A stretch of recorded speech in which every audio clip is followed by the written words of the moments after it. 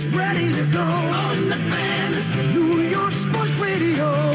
Mike's on, Mike's on. All right, MLB Network's MLB Tonight is live before and after every postseason game. Hey, this is their time of year. You're going to watch them. You're going to watch them now, that's for sure. I mean, this is when you got a lot going on. Now, Strasburg takes the ball today. Listen, you can pitch Strasburg today, you pitch him. You ask him how he's going. If he says, I'm ready to go, you give him the ball. I mean, what else are you going to do? So Strasburg against Arrieta, as the Nationals try to stay alive. The Dodgers and the Astros sit and wait with their feet up. And we get ready for the Yankees with Kluber and Sabathia. Another guy with his feet up is Mark DeRosa, and he joins us now as he gets to watch all the games, too, and he joins us. Mark, what's going on? How you doing, Mike? All righty. It's Strasburg this afternoon. No surprise there. I mean, you expect him, you let him take the ball. He takes the ball. That series has been a lot of low-scoring games. And as always, if Dusty touches it in the postseason, it blows up. I mean, that's just the way it works. And he's, unfortunately, things, he just has a habit as that, and they haven't hit much. Look at Murphy. Look at Reardon, except for the one home run by Harper. Look at those numbers. Murphy hit 91. That's you know what? Offense aside, they have not hit the baseball, without question. But it has been the postseason of watching managers want to go to their bullpen just nonstop. I sit there and I try and manage the game, and it's easier from the couch, obviously, than to be in when the bullets are flying and everything's going crazy. But at the same time, Max Scherzer's dominating 98 pitches. Kyle Schwarber hit 210 this year. It wasn't like he hit 330 and was competing for a batting title. I'd much rather take my matchup there than have Sammy Solis face Albert Almora. So that was an interesting take for me. On the flip side, the whole Strasburg thing was just bizarre. I can't imagine that he would decline taking the baseball after what happened in 2012 and the fact that he only pitched one game in 2014, the postseason. If that's the case, I would have almost rather gone with Tanner Roark today and let the chips fall where they may.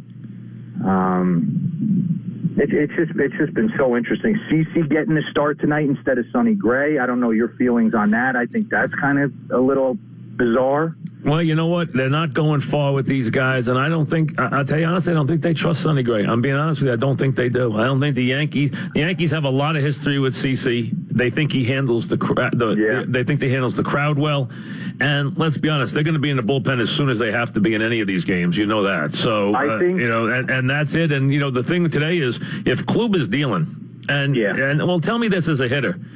After you pound him the first game, which he hasn't given up, the guy comes in and he hasn't given up a run since the All-Star break, basically, and then he gets hit like that. And I guess the deal with him is if he's off a little, he's off a lot because he's a fussy guy. I guess that's the deal, okay? He's a little bit of a robot, they say. So if that's the case, what are you expecting today as a hitter? Are you expecting him to be on the mark? Do you think he will be, won't be? How does that game play into your head if you're in the lineup against him today? Well, game two, he had no breaking ball. That's his MO. That curveball and that cutter for him has to be on. And you saw the pitches to Aaron Hicks and throughout the course of the game, they were just spinning in the middle of the plate. So what I would expect a way better Kluber. It's just, he's been that good. I think for me, do you feel confident because you got to him? Do you feel confident because you got to him the first time? Yeah, I think you have to feel confident, but I think you go in there respecting the fact that you're going to get his best today. You hope you get the same guy that you got in game two. I look at more of the Yankee side. This was the Yankees series. They really had it. I think that this would be. I know getting past the wild card game was the end-all, be-all, and it made everyone feel fuzzy. But this is a team that's talented enough to win the whole thing. And Tanaka and Severino bailed Girardi out. They allowed him to rest his bullpen again. And these guys are raring to go. So, it sets up for the Yankees to give Cleveland everything they can handle. But that's why, to me, listen, Cleveland's been awful. Let me go to them. Brantley looks like a statue. You can't have him in the lineup. And Carcione, he's going to try today. I got to figure he's going to be in the lineup. How bad? What can he do and what can he do on that ankle in your mind?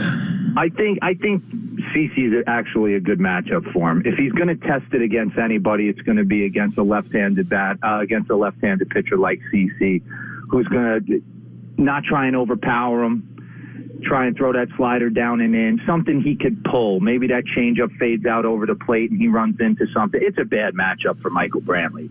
So 70% of Edwin Encarnacion is a better matchup. The thing for me with Cleveland, they really rolled the dice. The way they set their pitching staff up, the way they rolled Jason Kipnis out in center field and expected him to, there's been some runs that have scored on some plays that are questionable with other center fielders out there. So this is I think all the pressure, all of it, is solely on the Cleveland. Oh, not even a question. Not even a question completely. And it's all, not only that, they're not playing well. They're not hitting. Yeah. They're not fielding. They walk in guys. Everything they didn't do all season. They didn't walk anybody. They walked 6 guys. Didn't give up any unearned runs. They gave up 6 unearned runs. The kid at third base, you know what? If he's going to field like that, you can't put him on the field. No. So we know all that. With all that going in, the bottom line is that I would move guys around. I would put Ramirez at third. I'd put Kipnis at second. I'd put Austin Jackson in center. And I put somebody who can play left. They got to have somebody else who can play left, I would think. And I would 100% be on board with that. And I don't know why that's the case, except for the fact that we've interviewed multiple Cleveland Indians personnel. And to a man, they swear that Jose Ramirez and Francisco Lindor are Robbie Alomar and, Tony Fernandez and Omar Vizquel up to shoot. That's the way they've gone about it. They feel good about the Ursula kid at third base. Except he can't hit. And if he can't hit, what do you got him in there when he made 2 errors? I agree with you. I bet this has been a very interesting watching teams solely base decisions on sabermetrics and numbers and defensive positioning, and it's just been kind of mind-blowing. And I'll tell you this, Ramirez wore the Yankees out and wore everybody out all year, and you heard, I know he's a dead red hitter, and I know he's usually patient. He's been chasing pitches the whole series. Yeah. But that's the case. That's always been the case in the postseason. I can remember going back into the Atlanta Braves days. The Chipper Joneses of the world don't get pitched to the same way they get pitched to in a regular season. It's got to be the supporting cast has to step up and find a way. The Yankees have very dangerous hitters throughout the lineup. Way more productive and way more dangerous a lineup than the Cleveland Indians for a sprint. Now, for 162, maybe Cleveland passes the baton a little bit better, but here's where they're better. They're better today in the starting pitching. That's where they're better. Yeah. I'm not supposed to have bias. I grew up in the New York area. Obviously, I rooted for the Yankees as a kid. They played better this series. They have. No, they've played better this series. There's no question. I mean, they need to get the Indians need to get bailed out by Kluber. The question is Kluber good? Here's where Joe has a tough time today, and we're talking about Mark DeRosa, is that if it's 1-0 Cleveland or 0-0 and Kluber's dealing, he has to be so tight on CeCe because he can't give up any runs. He can't give up any runs. That's the thing. He just can't give up any runs. Absolutely. So, and that's tough because CeCe's not that kind of pitcher anymore because he can give up runs to anybody. Yeah, and that's why hats off to Tanaka and Severino for allowing those guys. Because after Game 2, I thought he should have let CeCe roll. When he brought Chad Green and all those guys in the 8-3 game after they just taxed themselves in that wild card game, I'm like, they're going to peter out. There's just no way you can make that run and expect to tax these guys with pressure pitches all throughout the series and make a run at a World Series. So Tanaka and Severino going 7 strong allowed those guys to rest. So this sets up for Kluber versus the entire Yankee staff. What do you do? I mean, listen, the Yankees hit Kluber, so we know if he doesn't have a curveball, they know what to do. What if he's on his game? How do you attack him if he's on his game, or can you attack him if he's on his game? Hope he hangs something and Aaron Judge runs into one. I mean, he's been that good. I mean, if it's on, forget it, huh? Yeah, you're in trouble. I mean, if he's on, it's just going to be 7 innings of great stuff, right? Yeah. No, he's going to. They're going to go until he'll throw 9 if he has to, and then give it to Andrew. You know, Miller. The Indians, even if they survive today, they got issues because Millers doesn't look like himself, and Costion's on a bad wheel. You know, they're not as strong as they hope to be. They're going to have trouble with the Astros too. I mean, they're not as strong right now. They're just not playing that well. Well, the beauty of Houston is they swung the bat so well in that series and then hit a few homers where they're going into there feeling really good about themselves. I think their bullpen doesn't get the run. Ken Giles has been miraculous from August on.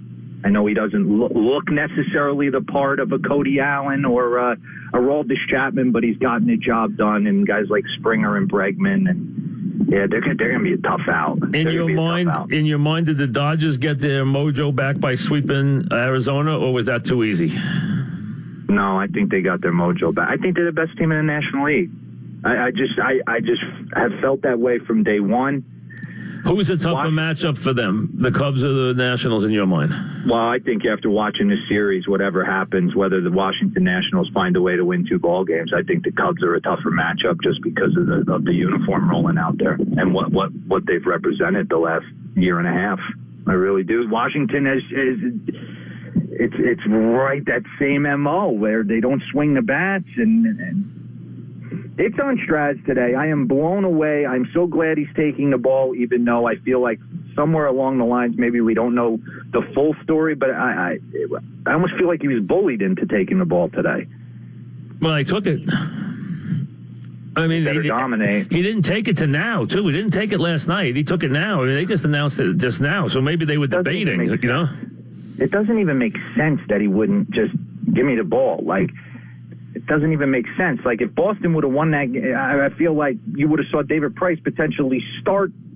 You know, it was just, I'm blown away when you're making that much money. And what are you remembered for? You're remembered for these moments. You're not remembered for, I won't remember what his record was in the regular season. No. Or his ERA. I'll remember whether or not he dominates today. Absolutely. We're talking about Mark DeRosa. Now, watching the Sale Verlander, I understand Sale coming in the game. They had to win the game. What is he thinking bringing Verlander in that game? They're winning 2 games to 1. He's out of his mind. What was he bringing him in for? And you're winning 2-1. You didn't need the game. In their mind, after talking to some people with the Houston Astros, they felt in Game 5, it didn't matter who started it, whether it be Verlander or Keuchel. So they felt Keuchel was fine, but wouldn't you like to have both of them? That's how I was. That's what they think. It's 1 and 1A. They don't look at it as 1-2. Because I was shocked that he brought him in the game. I was shocked they brought him in. Yeah, me too. Expect him to be great, and you know, his offense he hung a pitch to Benintendi, and it was 3-2. But they've found a way to battle back. He's a stud, though. All right, who wins today, Cubs or Nationals? Oh, I think the Cubs win. And who wins today, Yankees or Indians? My heart says Yanks. My head says Kluber. Life on a line, who wins today, Yanks or Indians? Indians. And is it going to be like 2-1? Yeah. Yeah, I believe that. CC has to be perfect. I don't think that's asking too much. It really is. I mean, 5 innings, 2 runs is okay. Perfect is a little much. I mean, you know, he isn't a young guy. I mean, that's asking a lot. I love it, though. I can't wait to, like you said. Has anything shocked you in the postseason? Just the absolute, I don't want to say panic might be the wrong word. The way the managers have just been so quick to make decisions. Bolting to the bullpens. Bolting to the bullpen with not better options, just for fear of. I mean, if Max Scherzer gives up a 2-run bomb to Kyle Schwarber, who cares? Who cares what the media says to you at that point? That's my best guy. That's my best guy. Sammy Solis is not my best guy. Yeah, I mean, I don't know. Is there a chance that maybe his hamstring was bothering him? Do we give him a benefit of the doubt that was maybe an issue? Or we don't know that. I think you got to go ask him. Yeah, and then you pitch to Anthony Rizzo. Yeah, I mean, with a base open, it was just listen, some of it's dusty. Bizarre. It's dusty. Yeah, no, it's a lot harder when you're in there, but man, it is tough. You know, sometimes the postseason just can get away from you a little bit. You know. Yeah. I mean, look at Joe Girardi. Look at the tough time he had in Game 2. He had a tough time. But his boys got him back. And he said that. That's what I love about Joe. At least he's super honest, and he said as much. He goes how much he cares, and that aided him, and the guys picked him up. His teammates picked him up. He's got to manage a great game today. All right, so you think Kluber and the Cubs. Yeah. And who wins the next series? If I match it up, Cubs and Dodgers, you're picking Dodgers. I'm picking Dodgers. And Houston, Cleveland, who wins? Man, I'm staying with the Indians. I'm staying with them. Even though you seem to love Verlander. Yeah, I love Verlander. I think he's one of the best of all time. I really do. But I just I think if the Indians get past the Yanks, they have a chance to reprieve. They've been there before. They're able to settle down. Francona does things a little bit differently. I think that the moment could be, I don't want to say could be too big for the Astros because that's not fair. But, I mean, they came within one swing of the bat last year of ending the Cubs. So I think they go back. Thanks very much. We'll be watching. You got it. Thank you, Mark. Mark DeRosa back after this.